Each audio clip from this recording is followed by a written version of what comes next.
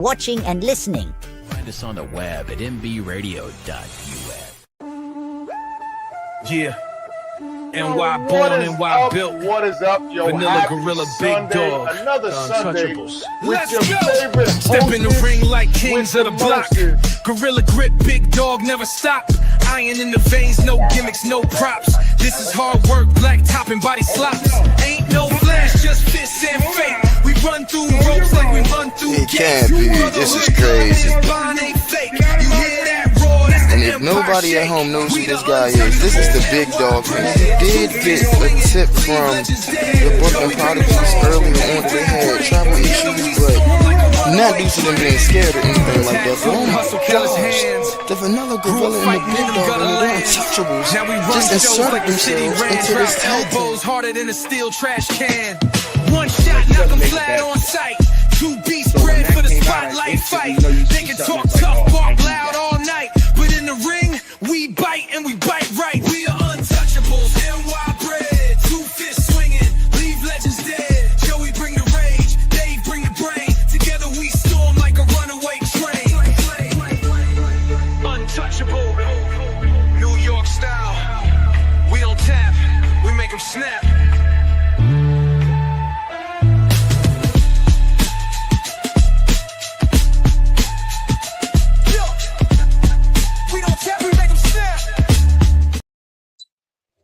Yo, what is up? What is up? Another Sunday fun day. Yo, you are with Turnbucklesnstogies pod. I am the Big Dog. This is the Vanilla Gorilla, and that is the OG. We are Turnbucklesnstogies pod on all streaming networks. And today we have a guest that we've been trying to get him on. He sent us boxes, and I smoked through the last one. This is my last one. We went through all of his lines, so we appreciate him. So let's bring him on.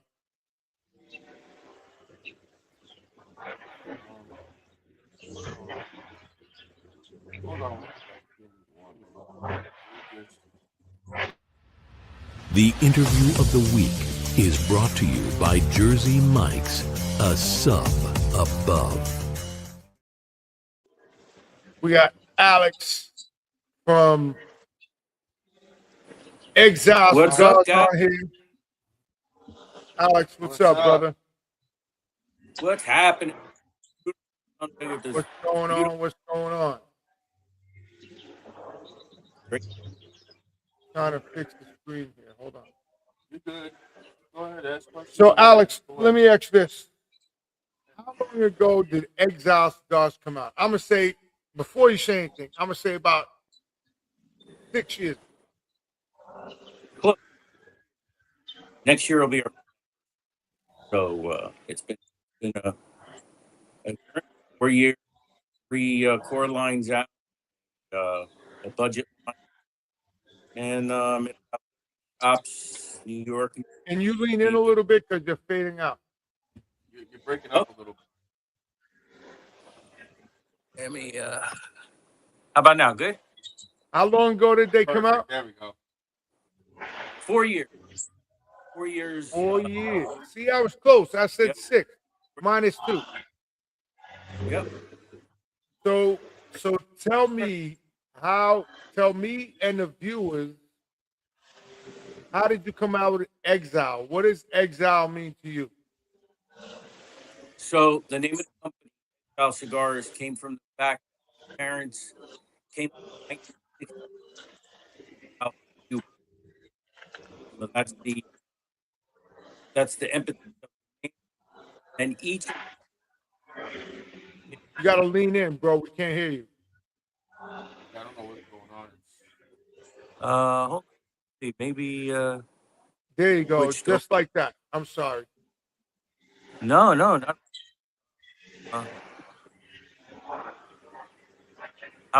Better.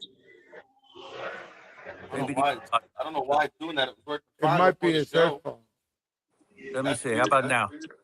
How do you hear now? Good. Okay. Good. So I'll switch. I'll put the microphone on the MacBook Air. Oh, that's what it is. Tell us Hold on. how it came out to be Exile Cigars. What does that mean to you? So 1969. My parents come here in exile from Cuba, so that's where the name comes from. My mom, dad, and my sister came over in 1969. They left Cuba, and my dad had shoe stores in Cuba. He had three of them in Santiago, and that's the names of the different core lines that we have. The names of the shoe stores. So everything dealing with the company is an homage to my parents and my sister, because I can't imagine right now. Just think about this. Grab a suitcase, put some clothes in there, walk over to the airport, get on a flight and go to a country you can't even speak the language and start a new life with nothing. You're not allowed to bring money. You can't bring anything. No, trinkets, nothing. A suitcase with clothes and you leave. I can't imagine doing that today. And I can't wrap my head around even thinking about doing it. And yet that's what my parents did in 1969. Left Cuba, came to the U.S., didn't speak English, with nothing, from having three shoe stores and being well off, and they had to build a new life. And I pay homage to that with my cigars. Different industry, same passion for bringing something to our customers. Well, shout out to 1969. That's the year I was born, December 31st, 1969. There you So go. I say this all the time, and people laugh at me. 69 was one of the best years, and not because I was born, but No, you were just born. it was one of the best fucking years I ever had. I hit 66. 56. I'm good now. So And how is 69 a good shut year? up, mind your business. So I need to ask you this other question. That's a valid question. So I'm smoking the La Dahlia. OG is smoking the Alaska. Tell us how you came about that. So La Dalia was the name of my dad's first shoe store. Um, and so we decided. My son kept pushing me. He wanted me to open up a cigar lounge because I was managing a shop in New Jersey, Main Street Cigars. Shout out to Main Street. I'm actually in their members only lounge right now. And I told him, nah, I don't want to do it. How about we start a brand? I just, it was one of those things you just say, and later on you're like, why did I even say that? But yeah, so he said, okay, let's do it. And so we started the planning phase, and we started coming out with small batch releases, kind of like Robert Caldwell with his Lost and Found series, where you find some stuff that's been left over or skipped, that people didn't buy their cigars from factories. And so that's how we started, while planning a core line release. Obviously, these things don't happen overnight, so it took a little while. We hooked up with a great guy, Cesar Reyes, who owns La Union cigar factory in the Dominican Republic. I'd known him for years. He had his own brand, and he ventured on to open up a factory. And when I heard that, we started talking. What's great about him is he knew my palate, because at the start of this whole thing, if you would have told me that I was going to get my cigars made in the DR, I would have laughed. I was always a Nicaraguan guy. I've been to Nicaragua a couple of times, and I love their profile, and he knew what I liked. So when we came up with some blends for La Dalia, I don't know, you might not agree, but a lot of people think it's Nicaraguan, and it's not. It's Dominican, but it has a Ligero from Leo Reyes in the DR called 2020 Ligero, that he grows in one specific farm, that gives it that Nicaraguan kind of esque flavor. It gives it its body and strength. And the Mexican San Andres wrapper on the outside gives it its sweetness and cocoa and dark chocolate flavors. Okay. So another question, because the other two guys aren't really finished. So I'm gonna ask you this.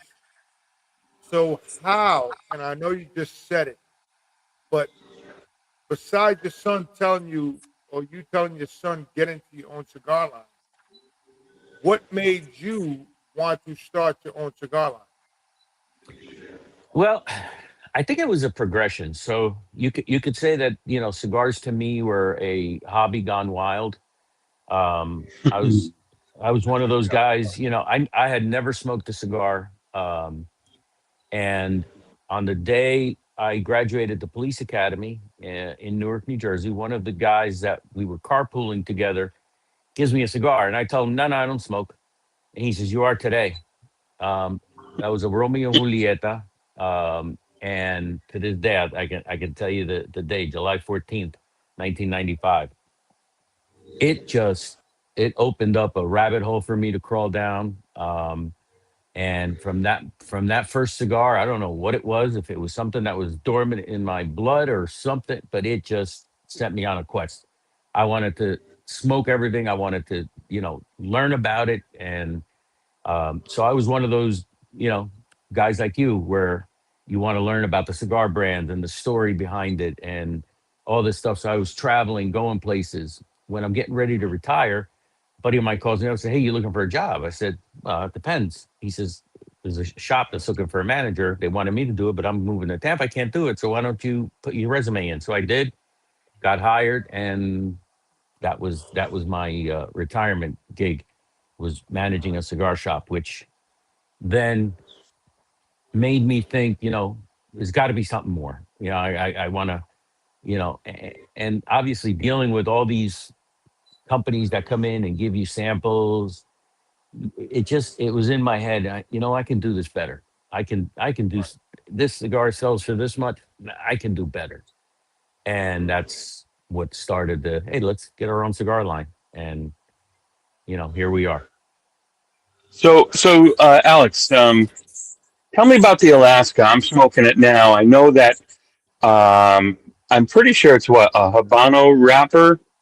Correct. Um, Five-year age Habano wrapper from Ecuador. okay, and I know Dominican fillers. Right? Anything else in it, or is it just Dominican filler? The binder is Sumatra, also from Ecuador, and it, Oh, it is okay. all Dominican filler. I like to say that cigar is very Cuban-esque. It's medium body, and it has what I've coined as the cavalcade of flavors. No dominant flavor; they just come and go, and it's like a Yeah, constant change. that's Yeah, I love it. that's definitely I'm a I'm better only description for sure. I would have never thought of it that way, but now that you say that, after having smoked the one that OG is smoking, and then the Toro and the Robusto size, I can Now, see. before you go any further, which one's your favorite? What size? What do Uh, you think? I like so, the big one. so I like the big one. I have to say the Robusto, but I also like that Corona size that you made of the Alaska as well. Yeah. So I love Coronas. It's my favorite size. And when I That's come out, I came out with a limited in La Dalia, and then a limited in the Alaska, and they were both Corona sizes. So my limiteds are either going to be Coronas or Lanceros, or petite Lanceros maybe, because the full Lancero is kind of long for me. But um, and those are sizes that don't do well in the market. But I think the market's missing out on what those good sizes in the offer. house. But I will Okay. say that I wanted that Corona to be the one, but the Toro to mhm. me is the most balanced, and just that blend comes shining in that It Toro it side. it does. And Yeah, I'm having mine with a cup of coffee here, and it's a perfect balance. Like I got a nice strong coffee, medium Hmm. body definitely. I'm not an expert on the notes, but I am on the retrohale getting some type of pepper. I don't know black pepper from white pepper, but I'm getting White definitely pepper. that on the I was gonna retrohale. say What is I'm it? White pepper? It's a white white Yeah, pepper. pepper. That's I kind of what I I think got. this is Black fantastic. pepper, black pepper will linger there for a little while and Yeah, just and kind of it's sit it's there. So OG, and listen, let's do this. OG, let's do this. Dual retro hail. Why Alex is watching us. Oh look, there's the rain. Do what? Do a retrohale while Alex is watching. I just did. Just did. Okay, cool. No. So what I will say is I lit up the. So I saved the 60 ring for this podcast of the La Dalia. Now I had seen your cigars in Fanatics and a few other places, and I never picked them up because it wasn't an intentional thing.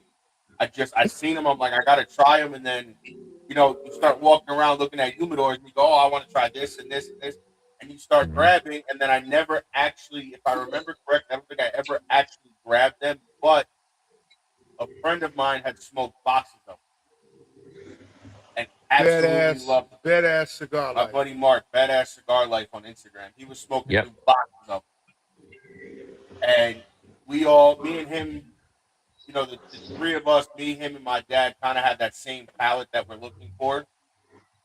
So, when I had seen him smoke, I'm like, all right, I gotta find him. And then I forget where I was, and I asked. They said they didn't have them. I forget where I was, and then so much other stuff came out. We started working on our own stuff, doing the podcast, and then it just kind of got so overwhelming that I didn't have a chance to go find them again. Mhm.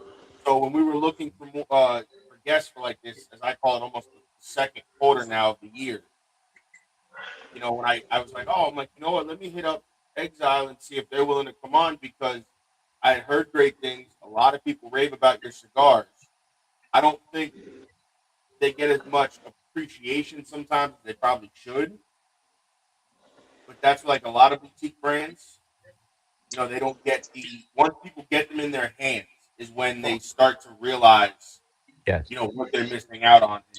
When you sent them to us, I actually smoked I believe it was the Robusto of the La Dalia first. I enjoyed that. I've become a little bit more of a Robusto guy than I was before. And I think that has to do with not only the show, but, trying to test our own blends to put out like a limited release Mhm. of a cigar just to see how it does. So I've kind of tested the Toros, the Robustos. I started out originally like 4 or 5 years ago with Gordos, Mhm. which is what I'm smoking now. And as I developed my palate and I started to realize, not everybody smokes a Gordo. And And not that, everybody makes a Gordo the same. right. And, you get some that are don't have all the flavors throughout, some that are either too strong or too light. It's not punched right or whatever the case is. I mean, things happen. It's a handmade product. For everybody out there, God stuff bless you. does happen to cigars. Thank It's you. a handmade product. That's Yeah, that's what I it's try to convey to everybody is whether it's a burn or a bunch, however it goes, handmade product, things happen. yeah. And no matter how great your quality control is, you're going to have little hiccups every now and then. Everybody has a bad day, but it's I'm happy with our factory because those events are very, very few and far between. You Right. get straight burns, you get good construction, and to me, that's the most important part of the cigar is construction. If you can't enjoy the cigar at all, everything else is subjective, right? Some people like steak, some people like fish, some people like chicken, Mm-hmm. and so to say I don't like that cigar, okay, you don't like the cigar. I'm sure there's plenty of cigars that were in that humidor that I didn't like that sold like Yes. crazy, right? So, but if you have construction, the rest, that's up to you. You like it, you don't like it, okay. But if you And have it's good funny you construction, bring now you that can up. judge a cigar. It's funny you bring that up because we had this, we've had this conversation of, people ask us what's a good cigar, what's a bad cigar. And I've told them what I might think is a bad cigar doesn't mean it's a bad cigar. It's just not for my specific palate. Hmm. I said what might be a light cigar or a bad cigar to me, I said you might turn around and think is a, great, great cigar. And again, like you said, it's subjective, yes, but it also what I try to convey to people, you can't go off of, What yes, we we can say. tell you that these cigars are fantastic. but you ultimately have to smoke them and see if they're for your palate. And that's what I try to tell people is, you know, while we may do lists of, you know, our top 25 cigars of the year, that doesn't mean that there's not 25 other ones we didn't miss. Correct. Mm-hmm. Because You're not gonna take food recommendations from a guy that loves super hot wings when you don't like hot wings. right, I So don't like because hot wings. right, so and that person you don't want to knows, listen to a guy that's going to tell you, you know, hey, oh, you got to try. No, because it's going to be spicy, and and you're not going to that's like it. right. And he, you know, he might be the guy that tells you, hey, listen, if you're looking for great hot wings, go to this place. I don't know about their other stuff, Mm-hmm. but you know what? If he's saying, hey, they have great hot wings, you might be inclined to go there and not try the hot wings, but try whatever else they have. Right. So, guys, That's where I think a cigar is kind of the same way. on that note, we got to take a break and come back with Alex from Exile Cigars. We'll be right back in 5 minutes.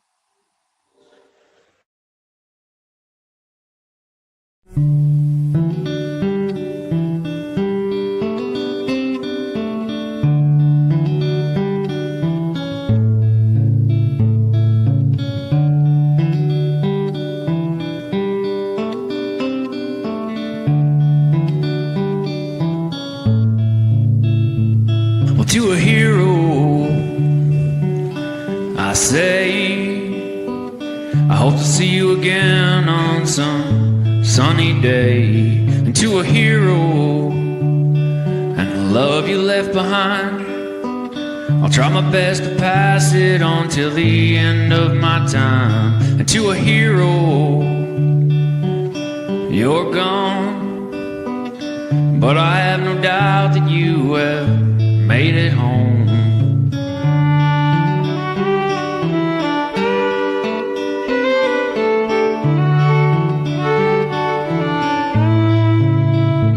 And to a hero taken way too soon, over there in that dusty country, an Afghan afternoon. To a hero and the little one you left behind, I hope he grows up with your passion, I'm sure he will with time. And to a hero, a warrior through and through, you were taken way too early, what can we do?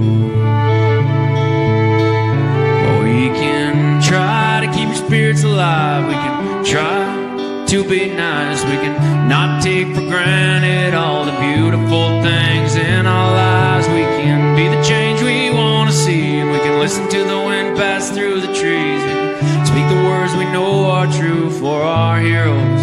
This is what we can do.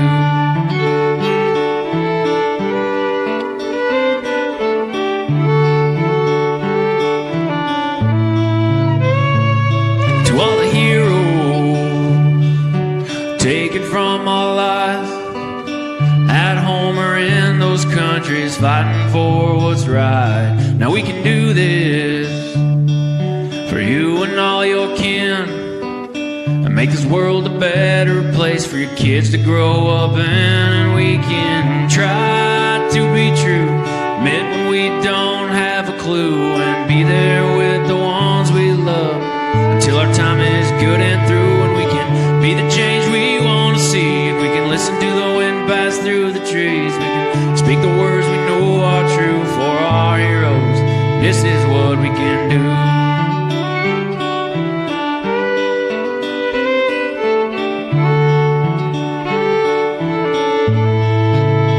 Yeah, we can try to keep your spirits alive, and we can try to be nice. We can not take for granted all the beautiful things in our lives. We can be the change we want to see, and we can listen to the wind pass through the trees. We can speak the words we know are true for our heroes.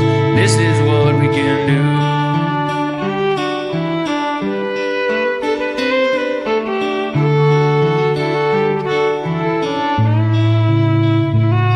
Well, to a hero,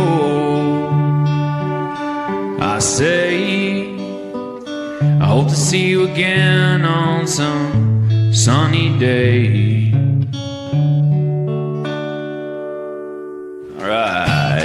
hero.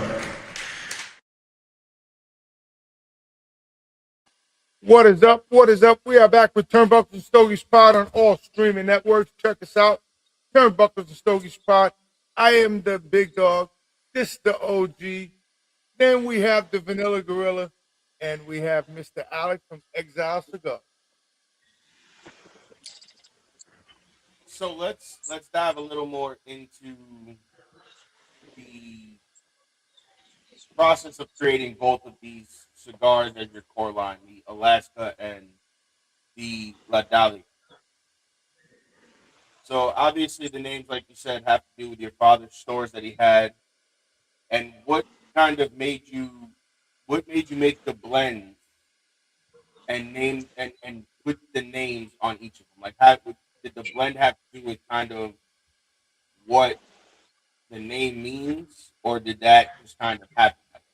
OG, you're frozen. No, the names, the releases. Alaska was the first shoe store. Versailles was the second. I'm sorry, La Dalia was the first. Versailles was the second. La Dalia was the third. So they were released based on when my dad opened up shoe stores, and I've always been my palate has pretty much leaned fuller bodied, with the sweetness and chocolatiness of a San Andres, and that's what made me go that way on my first blend. Okay. What I found was when I'm doing events, and granted it was only one blend, so I had three different sizes, Robusto, Toro, Gorda, and then we came out with the limited, so it was four. But I would get a lot of, oh no, that's too dark for me. I don't like dark cigars when we're doing these cutting lights at these shops. And so I said to Caesar, who makes my cigar, I said, bro, we got to come out with a Connecticut, because some people are scared of the dark wrapper, even though you can explain it to your blue in the face that it's medium plus, it's not super strong. They're still scared of it. So then we came out with Versailles in a Ecuadorian Connecticut. And then we're looking for the third blend for the third shoe store. And Caesar came over with the cigar. He said, I want you to try this. This is something I've been working on for a bit. It's got some old tobacco in it. It's 5-year age Habano. And I tried it and I was like, wow, this cigar, that's the one that you're smoking, OG, the Limitada, Alaska. And it just blew my mind at how complex and how, what and so I can tell you that over my years of cigar smoking, I've learned, since I started blending cigars I've learned to appreciate milder and medium bodied cigars. Whereas in the past, give me the strongest, give me some Tatuajes, give me some 601s, Nicaraguan full bodied. And that was my go-tos. Whereas now, I'm not at all averse to picking up a Connecticut, especially one like Versailles that's not a super mild Connecticut. It's people say, oh, it's a golf cigar, the Connecticut's. Not if the blend is done right, If because it's I'm not done, a Connecticut guy, but that Versailles I'll done smoke right, all the time. if it's done right, a Connecticut can be just as strong as a Maduro. Correct. And that's where I also try to, like you said, people are always, oh, the dark wrapper shies away. Yeah, they might shy away from a dark wrapper, but what I try to explain to them is you can get a Habano or a Connecticut that's stronger than the Maduro because of the way it was blended. Mm-hmm. And I think Judging a book by its cover. it is, and that's a big misconception that Yep. everybody has sort of brought up, no matter who we interviewed, whether it's Crown Heads, Matt Booth, the guys from Drew Estate, Sans, a whole bunch have all said the same thing. You can never judge a cigar by the wrapper, because you could get a Connecticut that's almost like full body and get a Maduro that is a medium cigar. Yeah. Or You ever have a Connecticut Killer Bee? Oof. No. Yeah, the Connecticut Killer Bee is a Killer Bee with a Connecticut wrapper, and it's just as strong as a Killer Bee. And people think, oh, this is milder because it's, oh no, it's not. No, because a lot of times people like companies like that will take the same blend in a Maduro and slap a Connecticut or a Habano on it to cover the masses, which is smart because you're not reinventing the wheel. But again, like you said, a lot of people thought it's Connecticut, it's going to be light. Not if it's the same blend as what was in their strong cigar, Hmm. because it's blended to be able to maneuver the different masses, which is smart. So you Yeah. said M64 5? M67. Yes. Yes, that was a Right. good. That's the budget line. Yes. And yep. So what we did was we come out with the La Dalia, and you have either leaves that are too small or pieces of leaves. Um, and the guy that makes my cigar says, "Hey, why don't we make a mix fill cigar and use the tobacco from the La Dalia production that we have, and that way we can make a budget cigar for you. Something that good grass cutting cigar, or you don't have to pay attention to the cigar." So we did a double Indonesian binder around the mixto, and we went with a grade A, either Ecuadorian Connecticut or Ecuadorian Habano, to make a cigar that retails for somewhere, or around the $70 bundle of 10. So Really not you bad. get a really good tasting cigar that doesn't fall apart on you at an inexpensive price. And that the So, So M67 is a fragmentation grenade in the military. So it's OG, what do you think yes, fragments. about M647, M67. M67? I'm sorry, what'd you say? What's the No, he was asking. I don't think OG has smoked that yet. I have not. No, I've not had that yet. I'm looking forward to it. yeah, I will Just tell you, because, I just have because smoked. my military background. yeah. I have smoked it. It is, I'm and hoping it's a banger. Literally. I told Alex this when I smoked it. I thought it was a fantastic stick, especially for once he told me what the price was. I was like, there's not many cigars out there for that price with that kind of quality Yeah. that is Yeah. being produced. And again, I like to smoke when I drive, and you're not really paying I'm, attention guil- to the cigar when I'm you drive. guilty. Yeah. And the worst thing in the world is when you get a cigar that, is inexpensive, that you don't mind driving with it, and it's flaking all over the place, and the Yeah. ash, Yeah. every eighth of an inch, the ash falls on you, and your car is like a freaking ashtray. Yeah. This won't do that because of the double binder. It holds together. You'll get a 2-inch ash on this cigar, even though it's mixed fill. Nice. So I want to switch gears real quick because I'm fascinated by all the guests that we have on, their background and their family history and that type of stuff. And your logo on your bands, is that a crest, or is that just like, what does that represent? Because that is a really sharp looking logo on there. Is there a story behind it, or no? It's just something you came up with? So my parents were always very proud of uh, their roots, right? They're both from Cuba, and that is the Cuban coat of arms.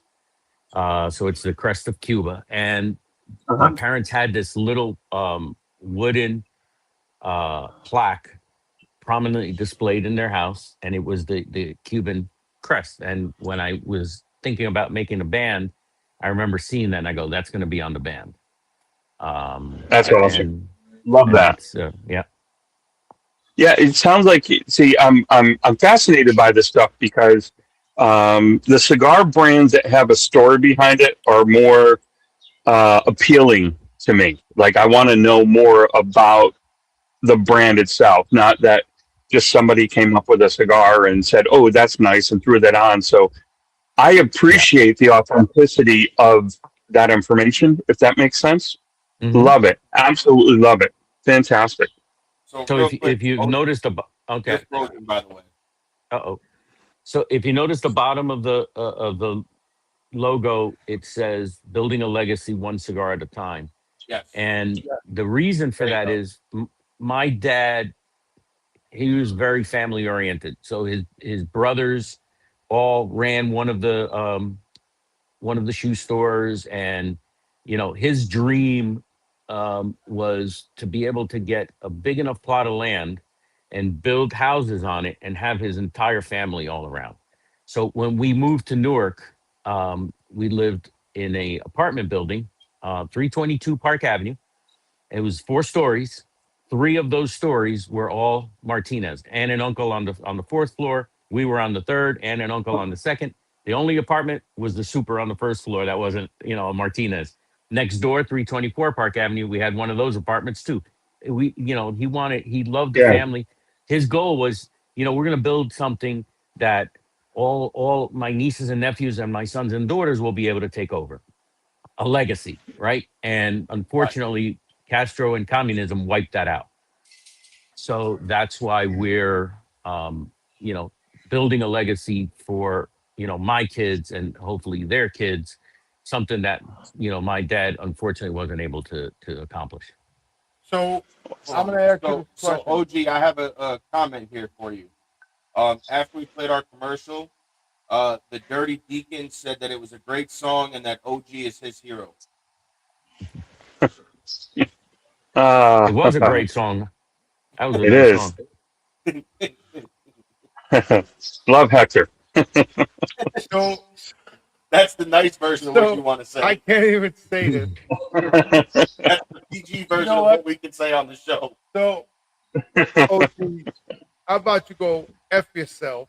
Because I can't say the Oh word. wait, you don't have to. Don't worry.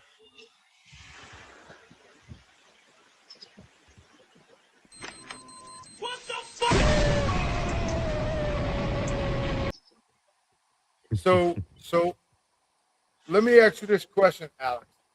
So your mom and dad's not around no more, correct? No, no, they're not. Shout out to you because my mom and dad ain't around no more. So I gotta say, my condolences to your family. I hope it's all going well.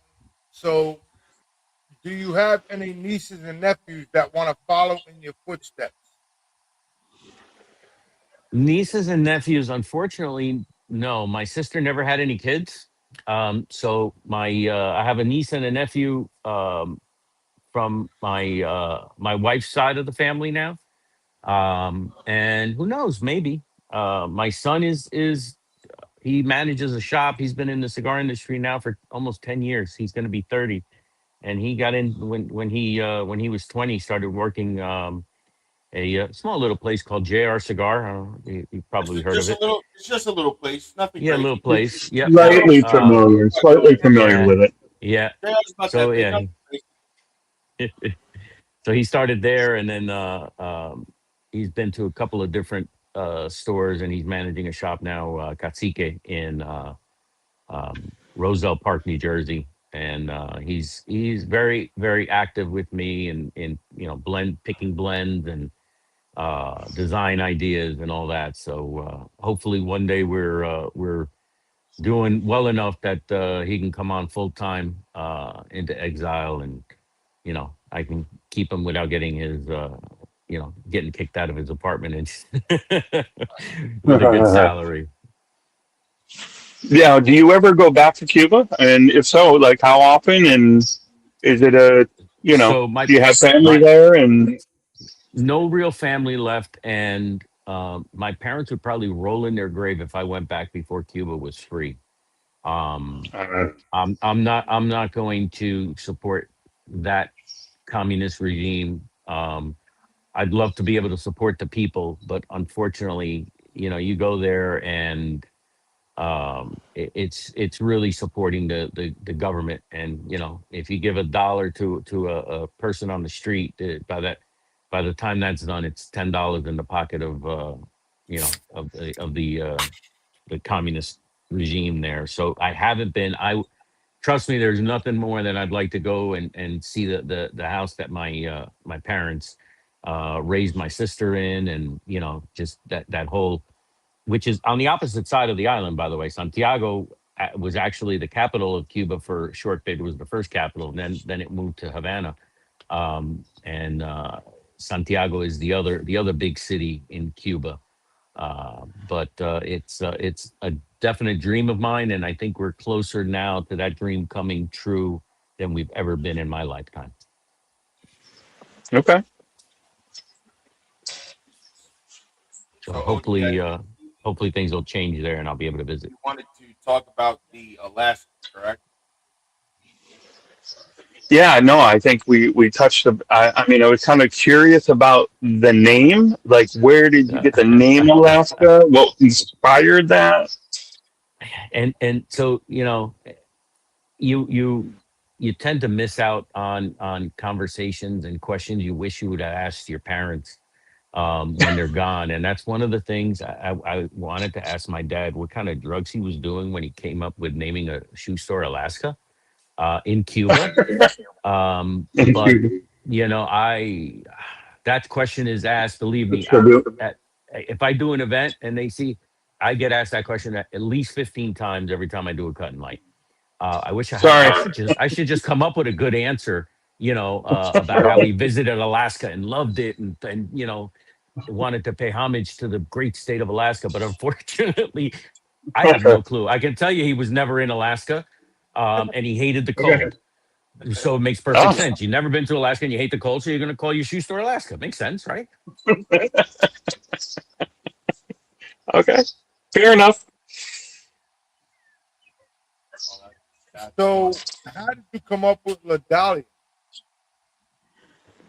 La Dahlia, so it's the dahlia flower is, I guess, something um, beautiful that so La Dahlia was like their flagship um, shoe store. It was the first one that opened, and it was all high end quality leather shoes.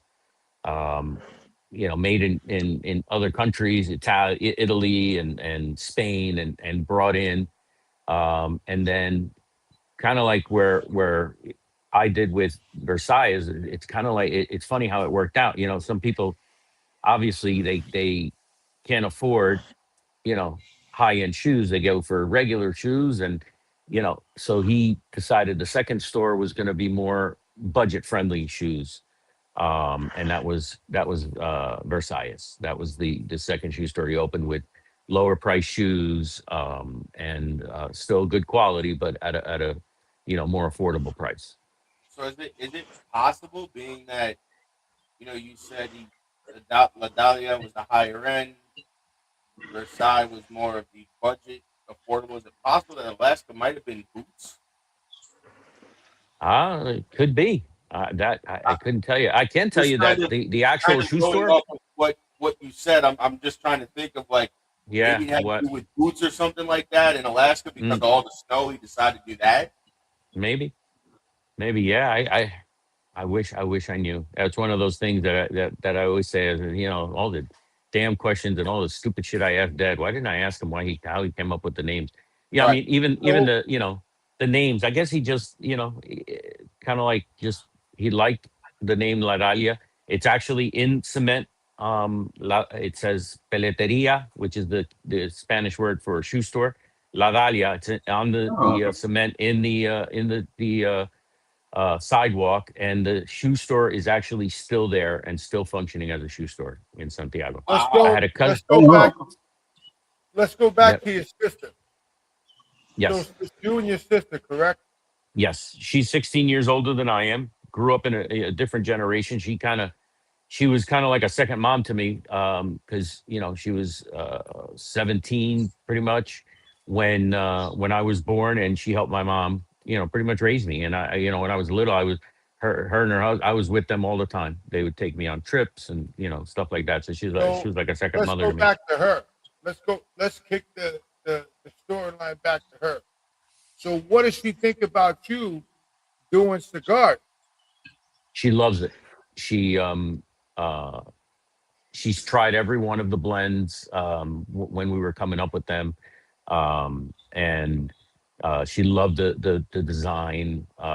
She has a joke. She always says that I'm more Cuban than she is, um, and it's yeah, it's just I appreciate my roots, and I'm proud of my heritage, and I'm not afraid to display it. Right. I get that. So that's the Cuban flag on my forearm, and then "We the People" on the other side. And on my chest, I have that Cuban coat of arms here, and I have an eagle with a American flag draped over here. So I like to say I might have Cuba in my blood, but the United States is in my heart. There we go. Love it. Love it. Does your sister smoke cigars too? She does on occasion. Usually, when she gets them from me, she won't buy any. But we'll, she'll come to my events and stuff, and she's always, no, let me buy it. Yeah. Here, smoke this cigar. Now, But yeah, which So, is her favorite to smoke when she comes to your events?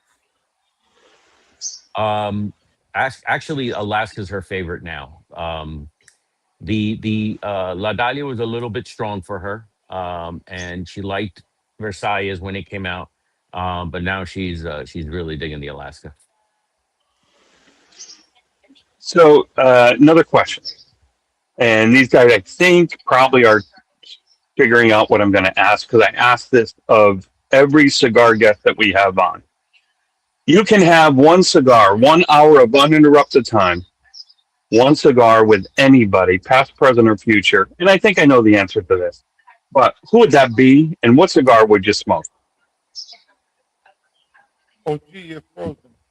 Well, so I would absolutely positively love to sit down with um, Ronald Reagan. Um, Really? yes. Well, time out, I time out. Because Ronald Reagan's not around no more, player. That's what he said. Whoever, it doesn't matter who. yeah, And I past, It's present. not yours. It's not yours. I asked our guest Alex who we would like. So yeah, in the past, I'd love to sit down and sit with him, and just talk about how he completely outsmarted the Soviet Union and brought down the wall. Um, I just living. Um, I would love to sit down and have hours long conversation with Benjamin Mendez, the master blender who worked for General Cigars until he retired. And then he did a great interview with the guys from Cigar Snob. It was a two-part interview. And that's when he came out, now that he was retired, and could actually, tell it like it is and talk about how family, you know, businesses in the cigar industry were the real lifeblood of the industry, and the conglomerates were really just corporate, and there's no real story behind it. They make the cigars to make money, whereas a lot of this family owned businesses that do cigars, they're doing it for a reason, for family like me. Do I need to be in the cigar industry? No, I do it because of the passion that I have for it, and that's something that's missing in a lot of these big companies. That they're in it for the profit and the bottom line. I'm in it for the passion and the love of the industry. Don't get me Fantastic. wrong. I'd like to make money eventually, but Of course. When we all. yeah. So But it throughout your blending processes, right? Which cigar do you find was the easiest for you to blend, and which one was kind of your favorite one to blend? um I think the easiest one, believe it or not, and I give kudos. People throw the word master blender, or the term, the title master blender, around like it's like it's water these days. I blended a cigar. I'm a master blender. And the real guys that know what a master blender is, when you call them that, they say, no, I'm not a master blender. I'm a blender. I'm nowhere near a master blender. I'm not a master blender. I'm a master smoker, like you guys. I smoke cigars. I love smoking cigars. I know what I like. I know a good cigar from a bad cigar. I know when a tobacco's not been fermented long enough, and you get that little ammonia taste in the back of your throat, and all these things. So I consider myself a master smoker after almost 30 years of smoking cigars. I kind of know what I like. But the guys at the factory, Winston Peralta is the blender that came up with the blends for my cigars. And you know it's funny because he would come up, I tell him kind of like what I wanted, and he'd Excuse me. come up with some blends and we'd try them, and we'd say, all right, a little stronger or a little lighter. I want more of this, more of that, less of that. And we started narrowing it down. And with Alaska, uh it was so funny that he brought the last two blends that were going to be the final blends, which one I wanted. And Caesar sitting there with me, and me and AJ are both smoking them. Um, and we're looking at each other, and he says, "I'm not going to tell you which one you're going to pick." He says, "It's right here on this piece of paper." And I was like, "Well, you already know which one we want?" And he goes, "No, Winston did." He said, "This is the one they're going to go with." And sure shit, we're going back and forth between the two, and we say, "This is going to be the final blend." And he starts laughing. He flips over the paper, and sure enough, that was the one he knew. So when you get a good blender, he knows what it is you're looking for in a cigar. He knows your palate and your likes and dislikes, and he can make the cigar to fit that thing that you're looking for. So that was kind of like, the believe it or not, the easiest one. La Dalia was the most fun because it was my first, and it was the challenge of making a Dominican cigar that was indicative of my flavor profile, that was usually Nicaraguan, but Right. it was being made in the DR with Dominican tobacco. So that was the challenge. And again, between Winston and Caesar, they nailed it with that Ligero 2020, and the blending of the different tobaccos so that it's strong but not too strong, Right. and yet very, very flavorful. So kind of walk us through that blending process of the La Dalia for your first cigar, and kind of tell everybody what it was like. Did you go there and blend it in person with them, or did you have them send you samples? Like, how did you do that? So the first one I didn't go there. Caesar brought over. We kind of discussed what we were looking for as far as flavor profile, notes. What kind of wrapper do you want?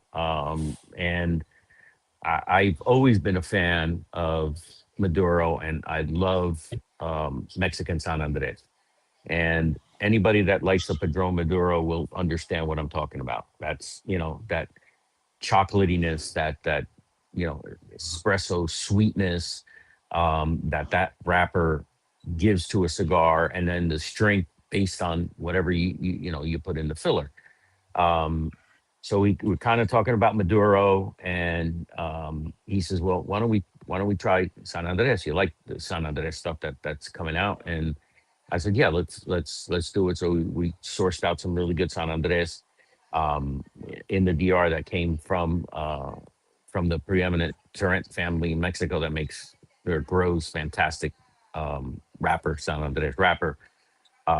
And so we kind of narrowed it down wrapper wise, and then we started with I think it was five different blends, two of which were kind of close, and we were able to pare it down to three, and then we got it down to two over the course of about two months. And the hard part is that if you get a cigar freshly blended and you don't smoke it within a couple of days, you got to give it time to um, get out of that sick period, because in about 5 days after it's been blended, you don't want to taste that cigar. It's not going to taste anything like it will in the end. So you taste it when you first start, and then we narrowed it down to two, and you get a little quantity made of those, and you let them sit a month and you try it, and then you let him go another month and you try it. So after 3 months, we revisited the cigar, and that's when we said, I think we're going to go with the B blend, or number two, uh, and we just it's one of those processes. And then right before the actual cigar made it, I think it was probably maybe 6 7 months down the line, we went back and we picked out the two blends. We had a few left over and we smoked it, and we looked at each other, me and my son, and we said, yeah, we made the right choice. This is aging incredibly well, and that they do they just get better with time. So, how has PCA been for you? PCA. Yes. Yeah, have you been to PCA? Yeah, so I have not been to the trade show. It's a huge expenditure for a small company, and they kind of make it difficult to afford. And the one thing that I'm most fearful of is what I've seen happen to a lot of companies when they grow too fast. The quality control drops. The quality of the cigar, because you're trying to get them out faster. You're not aging them as long. Is something that I'm not willing to compromise on. So to go to PCA and all of a sudden get bombarded with, orders of, let's say, let's just be, optimistic and say I get, ordered 50,000 cigars. That's a lot of cigars to make, import, and distribute. And the other question you got to ask yourself, again, small company, where are you getting the capital, to be able to get 50,000 cigars made at one time? It's hard enough when, when I'm making cigars, our first order was only 6,000 cigars, 2,000 of each size. And then when we went through them at the pace that we did, we said, oh, we got something here. And again, talking, and this is why, one of the reasons why I love the company that I deal with as far as making my cigars. Caesar said, listen, you can order another 2,000 of each size, and the pricing will be the same. And, in another 2 3 months, you're going to be ordering again. Or he says, order 10,000. I can drop the price, and you'll be able to squeak out a little bit more profit, which will help you as you're starting to get your second blend in. Because we were already, once the first one came out, we were already talking, we have to come out with a second one after doing cut and lights.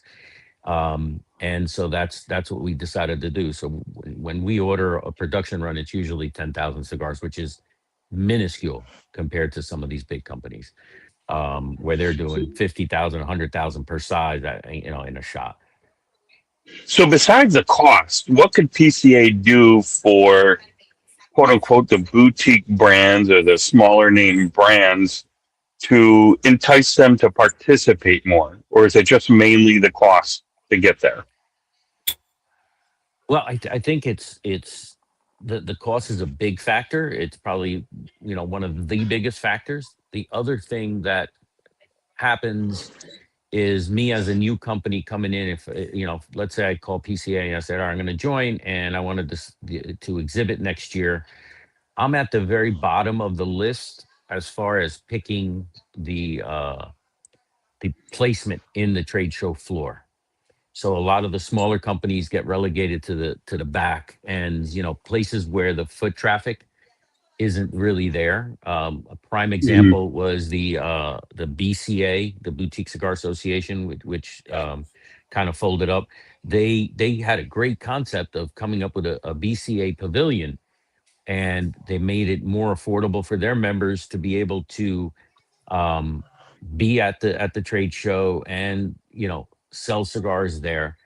The problem was they put them all the way in the back corner, and we sat there the last year that they were at the trade show, which was in Vegas. We sat there and we're looking, and there's absolutely zero foot traffic. And I said, you're better off spending the full boat if you really want foot traffic, because there's nobody coming here. And so that's Yeah. something, you know, the big guys, and listen, I can't blame them. The big guys that build these little cities inside the you know, the show hall, they get prime location. And then the other companies that might be a half the size of those big companies, they're close to those companies. And then as you get further and further away is where the little guys are. And it makes it hard for a small company to be able to compete with that. I mean, you're talking minimum at least 10,000 for a 10 by 10 spot with absolutely nothing in it by the time you're done. I'm talking nothing. I'm talking you had a 10 by 10 square, no table, no chairs, no nothing, just a 10 by 10 square on that trade show floor where you can put up your little banner and say, I'm Exile, I'm selling cigars. And I'm, you know, depending on how many cigars you give out, that price goes up tremendously from there. And the more elaborate you want you want chairs, you want it just, the price just keeps going up. And so it makes it difficult. You have to pursue other means of growing organically and slowly enough to be able to maintain your quality control and your financial stability. And hopefully one day you can say, all right, you know what, we're going to budget the 20,000 that it's going to cost for us to do a effective trade show exhibit. Yeah, it would seem to me that the big names, you know, the huge names in the cigar industry wouldn't mind being in the back with their big displays and having to walk through the boutiques to get to the brand name. You're still, listen, I'm still walking to the back of the store for an Alfuente. Like, I'm walking through this to get to an Alfuente. But I'm going to have to go by your booth at Exile before I get there. Right. So it's not, my point is, it wouldn't hurt them to be further back and make people come to you. They're going to anyway. Right. Well, hold that thought. Let's take a quick commercial break. When we come back, we'll continue this little conversation.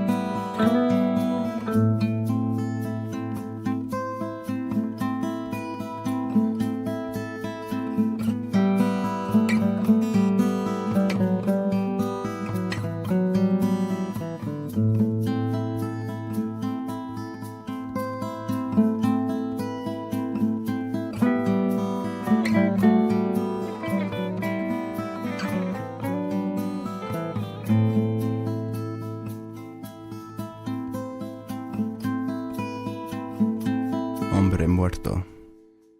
Dead man.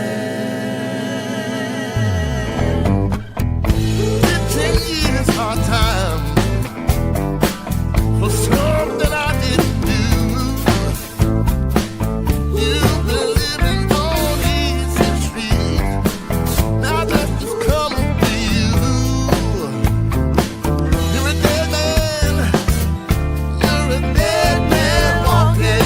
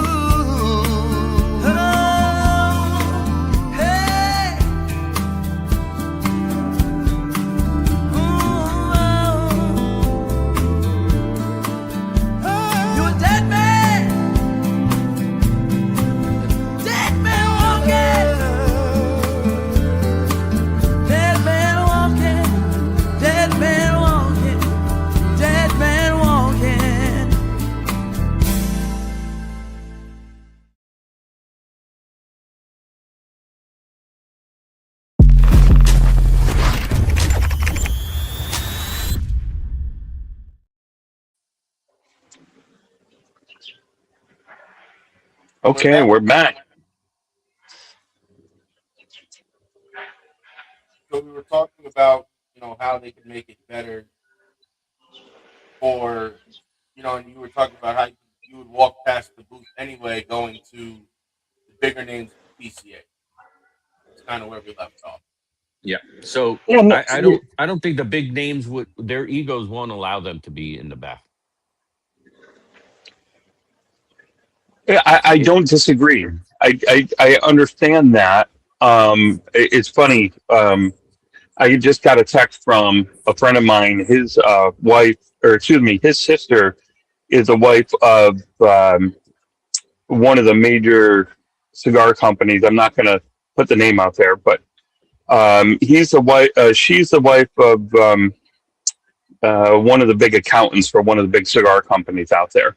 And he made a good point to me that I didn't think about is that these companies don't advertise, like they really don't. And all of that advertisement money that they don't utilize or is budgeted for advertising, they can use for events like the PCA. So they can build these elaborate, you know, It gives them the quote extra. unquote miniature storefronts so they can, promote their cigars. True. And again, True. that's for being around so long, like a Fuente, like, you know, Drew Estate does. I can't say Drew doesn't because Drew spends a lot of money on advertising. Fuente too. Fuente's in all the magazines. I mean, Yeah, eh, Yeah. that old story where he thought the cigar aficionado wasn't going to be around long, so he says we'll advertise in every issue. And he goes, Dad, did you see how much it's going to cost? He said, I don't know, it would be one issue and they're done. Well, here they are. However, it's still buying. Yep. right. Still in stores and everything. Yeah. You go pick it Yeah. up And listen, I take at nothing a, away. I mean, at a supermarket. they're Yeah, at a Stop and Shop. yeah, pretty Sitting on the much. magazine rack, Cigar Aficionado magazine. Yep. It's crazy. And I think But with things like this podcast and like a lot of these other podcasts that help get the boutique world out there, I think it's a big step as well yes, because there's a new organization. It's about 2 years old now. And it's the Tobacco Products Association, TPA. yeah, that's big. And yep, exactly. They bring what I like about them is they bring everybody together. You got the Yeah, manufacturers, you got the retailers, and you got the consumers. and then you have Um, the media guys like us. You exactly. have and that's it's funny you bring that up because we when he started that we actually were one of the first as Turnbuckles and Stogies. Um, Me and my dad were one of the first few podcasts to join the actual TPA, Yep. and it gave us a launching pad, to be able to get more guests on and stuff like that. Like we sent out mass emails to a lot of you know not only the manufacturers but the brand owners as well. Hmm. And I think it's nice because it gives not only you know podcasts and manufacturers and retailers a chance to connect, but it gives the consumers a chance to connect with you as well. And Yes. that's a huge thing. Hmm. It's like you were saying before. I mean, the hardest part about being a boutique is getting your cigar into the consumer's hands. That's why coming from retail, when I pitch my cigar to a cigar shop, and it has to be the right cigar shop too, because I think there's two kinds of cigar stores out there: stores that um, people go and buy cigars in, and stores that sell people cigars.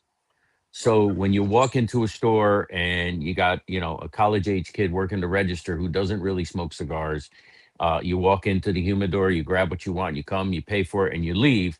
Those are stores that sell cigars.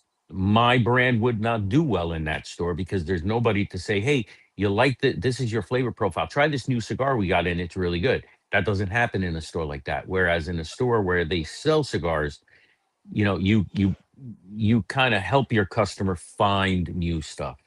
I've always been a proponent of customer service at a cigar shop is essential. All my, when I was running the shop, all the employees were trained through Tobacconist University. to give credence. Well, when this person recommends a cigar, they know what they're talking about. They smoke cigars regularly. They smoke just about everything in this humidor to be able to get an idea of what the cigar lends itself to. And when you come in and you say, "I'm looking for something XYZ," well, here, come try these, and it's not a decision based on what you're looking to sell in a store. It's a decision on what this person will enjoy. um Right. so that's something very important to me. So I always say, whenever I get it, listen, let's do a cut and light. Yeah, new brand. Let's do a cut and light. Let's get it into your customers' hands. Let's see what the reception's like. And then we can kind of tune what it is you're going to carry based on what your customers are going for, what they're liking. I have one shop that can't sell a robusto to save their life for some reason, so they carry the toros. And other stores, the Versailles is the biggest seller. Nobody buys the La Dahlia because that's a milder uh smoke kind of store. Whereas I got other stores that buy La Dahlia like it's water, and one box here and there of Versailles or Alaska, because they're all full body people there. So So now, every going shop's off different. the subject, what is your minimum order requirements for a shop, and what is your retail prices on your cigars? So the one thing, again, coming from retail, I tried to make things super simple. So our prices across the three lines are the same. Robustos, MSRP is 1150. The Corona Limiteds are 12. The Toros are 1250. And I only made the Gorda in La Dalia, and that's 1350. So I tried to keep the pricing the same. Yeah, that's still not even. That's still not bad pricing either. That's really No, good. no. That's really good. And again, it's aggressive, um, because you're a boutique guy that nobody's ever heard of. Why is someone going to spend $16 on your cigar when you got a AJ Fernandez next to it for 15, or a Right. Fuente, for 14?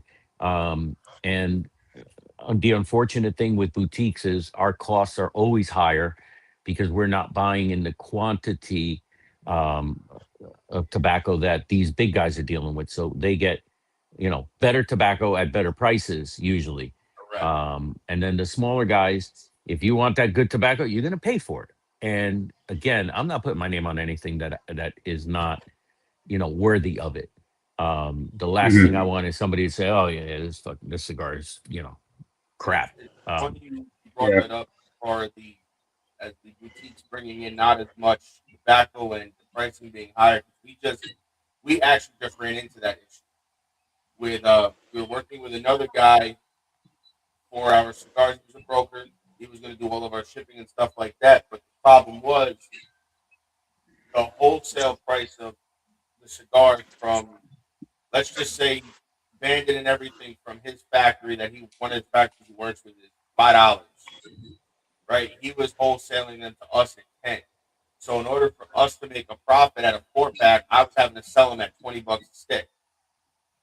So, I went from, it was like 100 and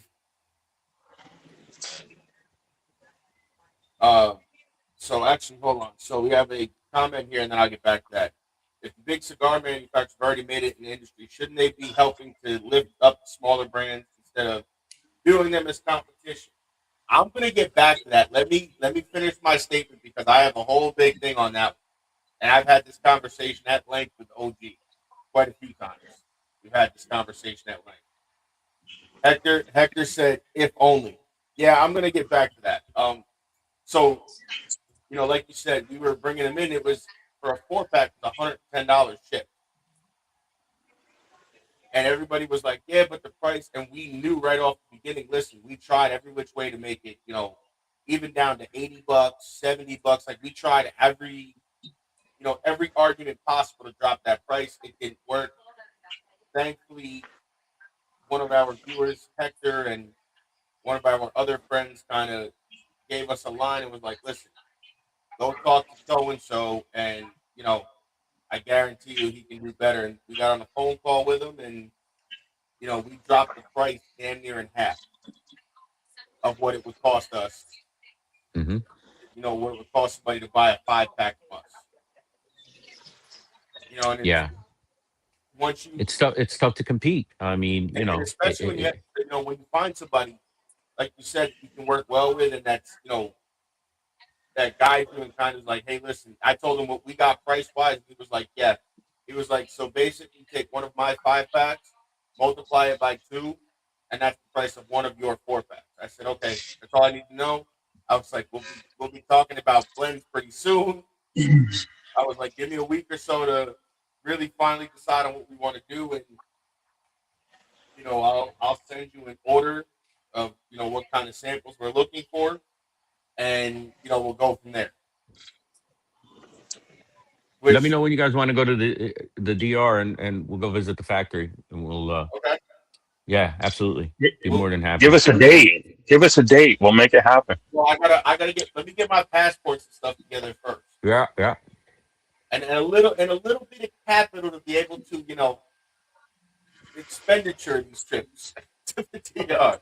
But no, that's it's it.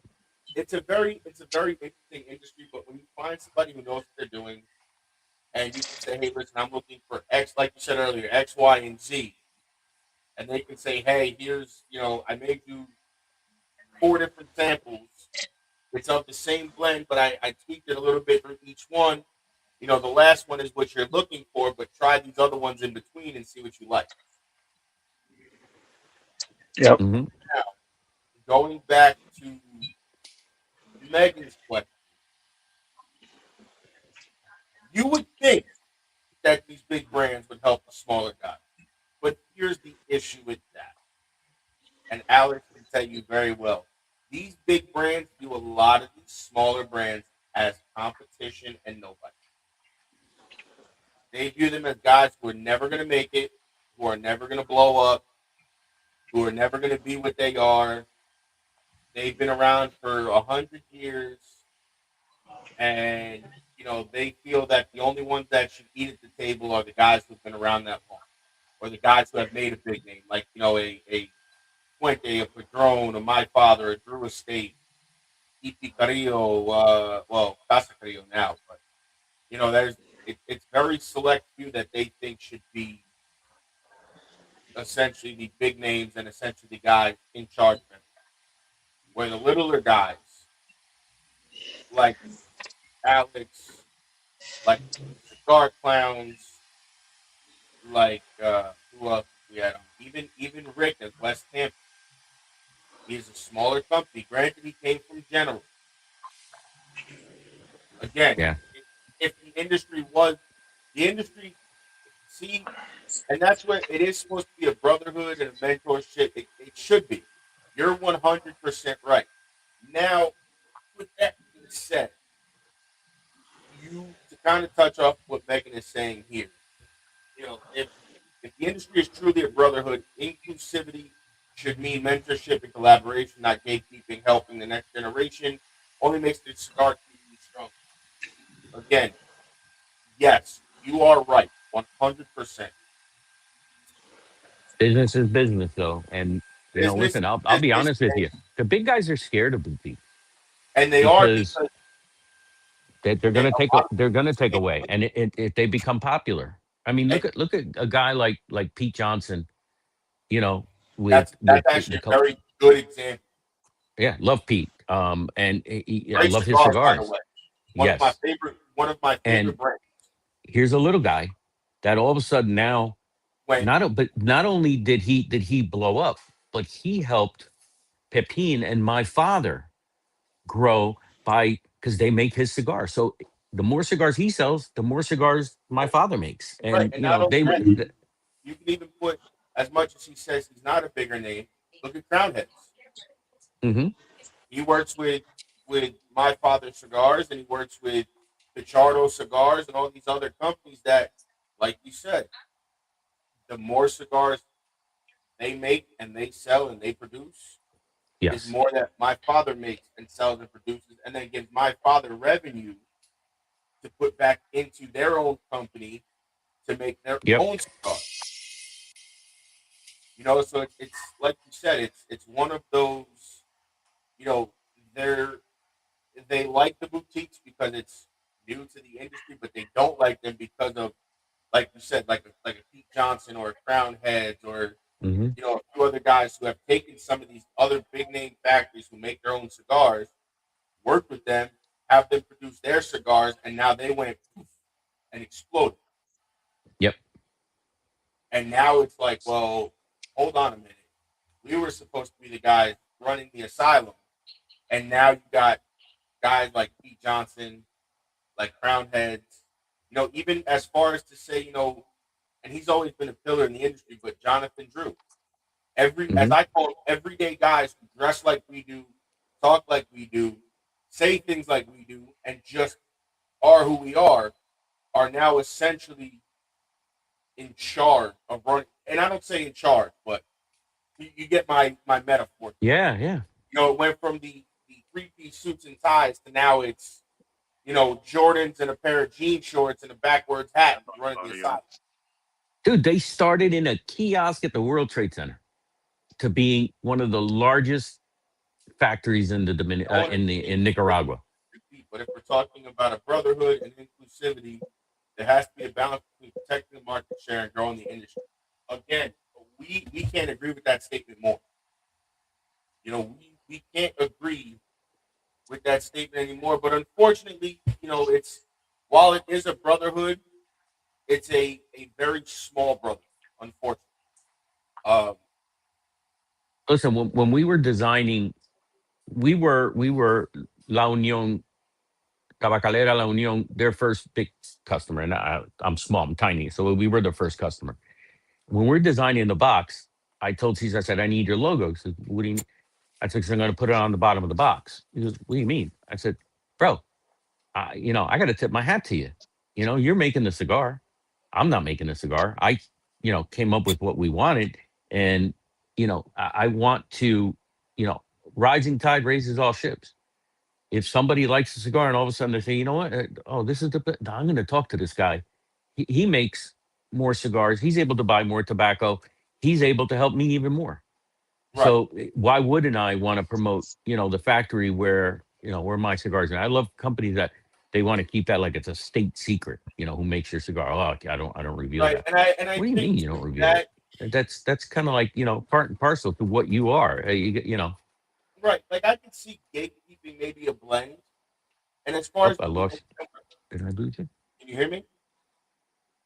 I lost your audio. Uh Oh, hopefully oh. everybody else can hear you. I believe everybody else can hear me, but um, oh, there's OG. OG, can you hear me?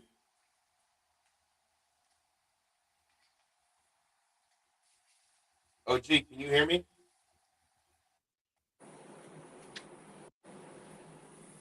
I think I lost Lost OG. OG. Oh, Oh, hello. hello. I can hear now. Okay. Okay. So, So, what was I just saying? just I saying, lost I my lost train. my train.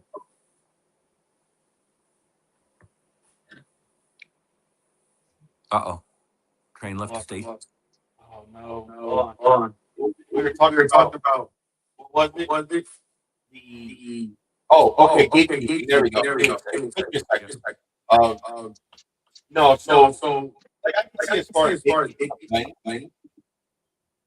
and what I And mean what by I mean by gatekeeping a blend gatekeeping is is so so essentially telling essentially people telling people just what just the what wrap the rap and not and telling not them to telling them buy to their buy their fillers fillers because because you want you them want to smoke it and enjoy it the way they do. You can hear Yeah. us with the echo. Yeah, yeah. I can't I hear OG can't hear at all. OG at all.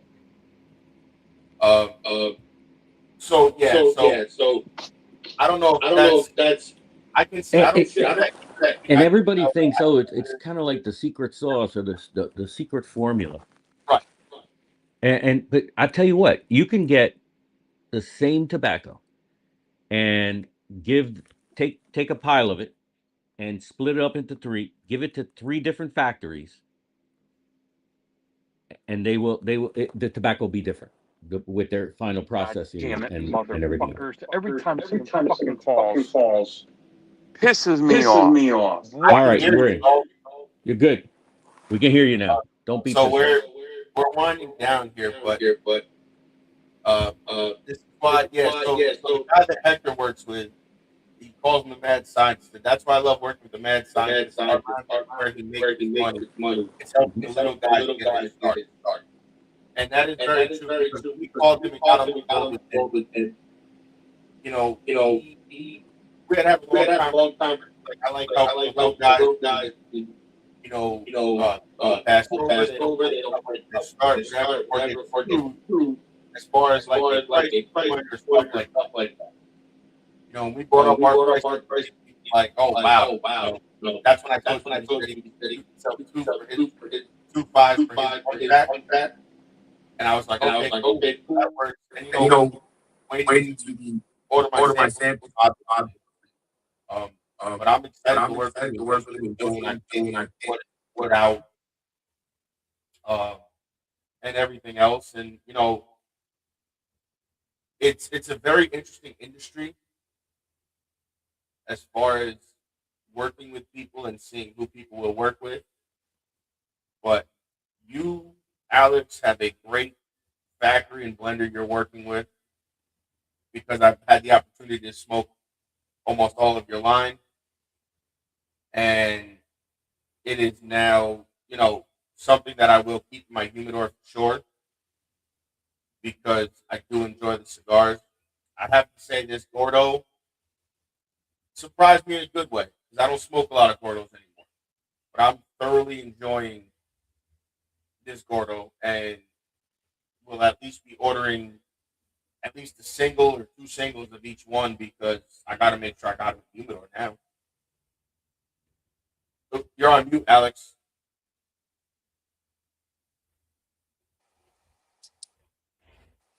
There we go. The only difference, can you hear me now? The only difference between the Toro, which is 650, and the Gorda, which is 660, is 10 ring gauges. Tobacco's the same. It's just blended. You got more tobacco in it. And that axe cigar actually really produces a pricing challenge because the cost to make a 660 with all the same tobacco as opposed to putting in cheap filler to make it 60 ring, something that is completely neutral and won't affect the flavor of the cigar just to increase the size. It takes away from flavor. You notice there's no miss on the flavors in that cigar because it's all the same tobacco. And there's no aftertaste either. So as we're winding down here, tell people where they can order your cigars, where they can follow you, and if they want to order from you, can they hit you up, or where do they have to go? Absolutely. So like I said, we're in 30 brick and mortar stores. If you go to exilecigars.com, that's our website. We have a retailers page there, which shows where we're carried.